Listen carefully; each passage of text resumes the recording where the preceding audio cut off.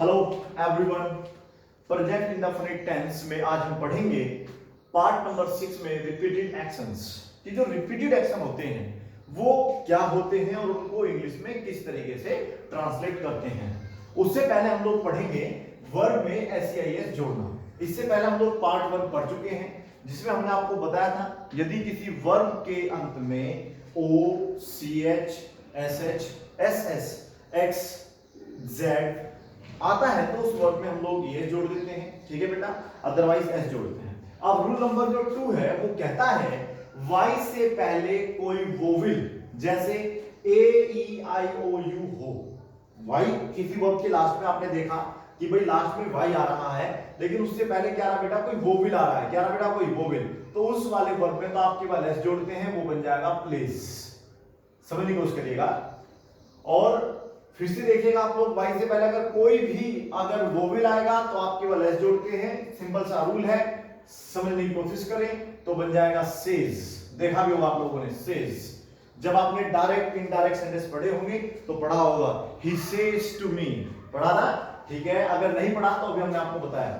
और देखिएगा नंबर इसमें और भी एक पार्ट है, वाई से पहले कोई consonant A E I O you को छोड़कर, ठीक है। जो कॉन्सोनेंट टर्म होते हैं उनको क्या कहते हैं बेटा, जो आपके कॉन्सोनेंट होते हैं मतलब वो वोवेल को छोड़ के होते हैं। 5 वोवेल होते हैं, उसके अलावा जितने भी बचे, बी बचा, सी बचा, डी बचा, वो सब आपके होते हैं कॉन्सोनेंट। और यहां पर वाई के स्थान पे आप लोग कर देंगे आई ई एस। जैसे आपका वाई आ रहा है ना, तो वाई से पहले आप देख लो ए तो नहीं है, ई तो नहीं है ना, इन 5 में से कोई नहीं होगा तो इस वाले फिर हम आर को क्या बोलेंगे, कॉन्सोनेंट। और जब कॉन्सोनेंट टर्म होता है बेटा तो आप वाई के स्थान पे लगा देते हैं आई ई एस। क्या लगाते हैं बेटा, आई ई एस। तो क्या बन जाएगा, ट्राइज। क्या बन जाएगा, ट्राइज। उसी प्रकार से फिर से देखिएगा वाई, और वाई से पहले क्या आ रहा है, कॉन्सोनेंट, ठीक है। और जब कॉन्सोनेंट आता है तो आप लोग क्या जोड़ा, वाई के स्थान पे आई ई एस का प्रयोग करते हैं और बन जाएगा क्राइज, ठीक है। जब आप लोग पढ़ते रहेंगे तो आपको ये सब समझ में आने लगेगा। फिलहाल आप लोग जो है रिपीटेड एक्शन देखिएगा।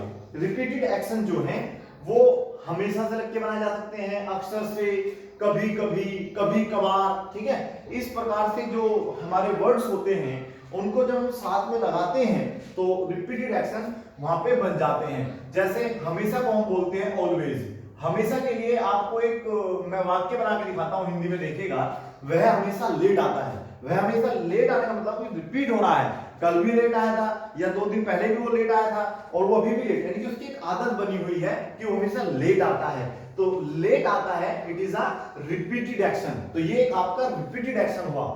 वह अक्सर मंदिर जाती है, तो वो अक्सर मंदिर जाती है मतलब ये एक्शन रिपीट हो रहा है। तो जो एक्शन रिपीट हो रहा होता है उसको बनाने के लिए हम लोग या तो ऑलवेज का प्रयोग कर सकते हैं या फिर ऑफन का प्रयोग कर सकते हैं, ठीक है। ये दो जो बॉक्स बनाए हुए हैं जो इस पे छोड़े हुए हैं वो है सिंगुलर सब्जेक्ट के लिए अलग और प्लूरल सब्जेक्ट के लिए अलग। तो देखिए अगर आपका कोई सिंगुलर सब्जेक्ट है, सिंगुलर सब्जेक्ट, सिंगुलर सब्जेक्ट है, तो फिर आप लोगों को निश्चित है सिंगुलर हो या प्लूरल सब्जेक्ट हो या आपका वो प्लूरल सब्जेक्ट हो, देखिएगा प्लूरल सब्जेक्ट भी हो, आपको दोनों के साथ ही पहले या तो ऑलवेज आएगा, ऑलवेज, या फिर ऑफन। ऑफ्टन नहीं बोलेंगे इसको, ऑफन बोलेंगे। टी यहां पे साइलेंट रहेगा, ऑफन ये बोला जाएगा।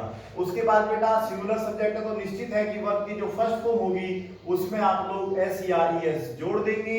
ऑब्जेक्ट है बिल्कुल लगाइए, प्लस क्या आ जाएगा, फुल स्टॉप। और देखिएगा प्लूरल सब्जेक्ट में भी आप लोगों को पहले ऑलवेज लगाना है या ऑफन लगाना है, फिर आपको वर्ब की फर्स्ट फॉर्म लगानी है प्लस ऑब्जेक्ट अगर है तो प्लस फुल स्टॉप, ठीक है। जब वाक्य बनाएंगे तो थोड़ा सा और समझ में आएगा। वह हमेशा लेट आता है, तो क्या काम होता है बेटा, यहाँ पे काम होता है लेट आने का।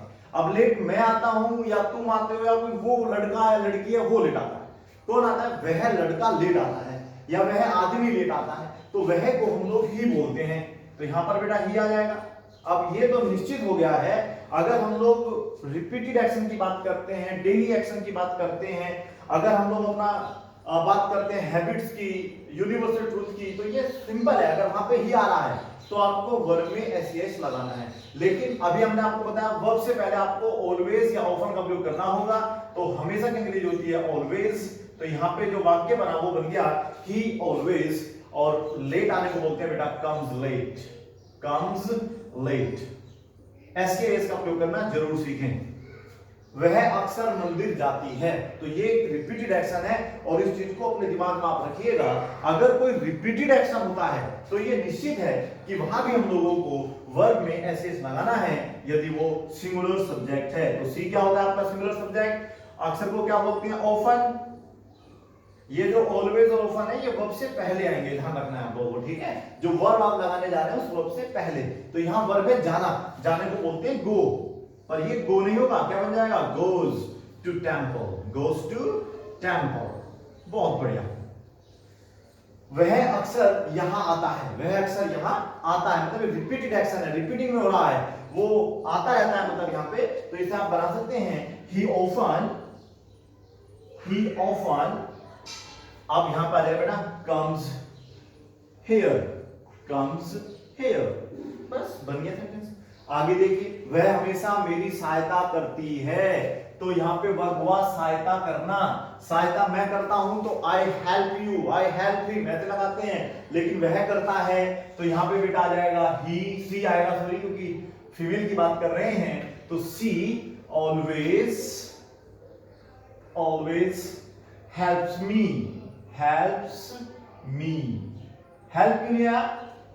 हेल्प आता तब ये प्लूरल सब्जेक्ट होता, लेकिन यहां पर क्या बेटा ये सिंगुलर सब्जेक्ट है, और सिंगुलर सब्जेक्ट के साथ हम लोग हेल्प्स लगाएंगे, वर्ब में एस लगेगा।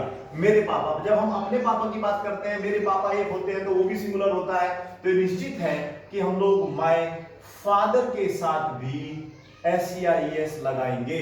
तो ऑलवेज लगा लेते हैं, माय फादर ऑलवेज क्या करते हैं? प्रेरित करना। प्रेरित करने को क्या बोलते हैं बेटा? मोटिवेट। मोटिवेट का क्या बन जाएगा? मोटिवेट्स, और मी आ जाएगा लास्ट में। बन गया पूरा वाक्य, my father always motivates me. ठीक है बेटा? आगे भी इसमें लगा सकते हैं, my father always tells me the moral values. तो ये बहुत सारे वाक्य हो सकते हैं। हम आप लोगों को बस के लिए हिंट दे सकते हैं, एक रास्ता बता सकते हैं। आप कितने वाक्य उसके ऊपर बनाएंगे, कितनी प्रैक्टिस करेंगे, ये सब कुछ आपके ऊपर निर्भर करता है। वे मुझे हमेशा परेशान करते हैं, वह मुझे परेशान करता है तो ही डिस्टर्ब्स मी। ठीक है? वह मुझे परेशान करता है, ही डिस्टर्ब्स मी। वह मुझे हमेशा परेशान करता है, ही ऑलवेज डिस्टर्ब्स मी। सिंपल तरीका है। लेकिन अगर हम वे की बात करेंगे तो यहां पे आएगा दे। अब आप समझ लेंगे कि करता है तो फिर आप सब्जेक्ट के बाद लगा देंगे ऑलवेज, तो दे ऑलवेज। अब मैं आप लगा देता हूं प्ले क्रिकेट, तो वे हमेशा क्रिकेट खेलते हैं। They always watch the TV, वो हमेशा टीवी देखते हैं। तो इस तरीके से आप समझ सकते हैं। तो यहां पर जो परेशान करने की मीनिंग होगी वो डिस्टर्ब होगी। डिस्टर्ब में एस नहीं लगेगा क्योंकि यहां पे आ रहा है दे होता है प्लूरल सब्जेक्ट, और प्लूरल सब्जेक्ट के साथ वर्ब की फर्स्ट फॉर्म का प्रयोग होगा, एस का प्रयोग नहीं होगा। डिस्टर्ब मी, पूरा वाक्य बनेगा दे ऑलवेज डिस्टर्ब मी। मैं हमेशा सच बोलता हूं, तो ये बनेगा आई ऑलवेज, और बेटा क्या हो जाएगा? Speak the truth, speak the truth. ठीक है? अब ये स्पेस क्यों छोड़ा गया आपके लिए? ये स्पेस इसलिए छोड़ा गया है कि आप समझ सके कि यहां पे आप सपोज करिए आई लगाना है, आई के साथ क्या आएगा? ऑलवेज, आई ऑलवेज, और कोई भी वर्ब लगा सकते हैं। आप यहां पे देखिएगा, सपोज करो यहां पे हमने ही लगा दिया, ही ऑलवेज, तो यहां पे आपको लगाना पड़ेगा वर्ब में एस, वर्ब में एस, यहां वर्ब की फर्स्ट फॉर्म। ठीक है? आप इसे नोट करो, प्रैक्टिस करो, समझ में जरूर आएगा। ठीक है? चलिए नोट करिए।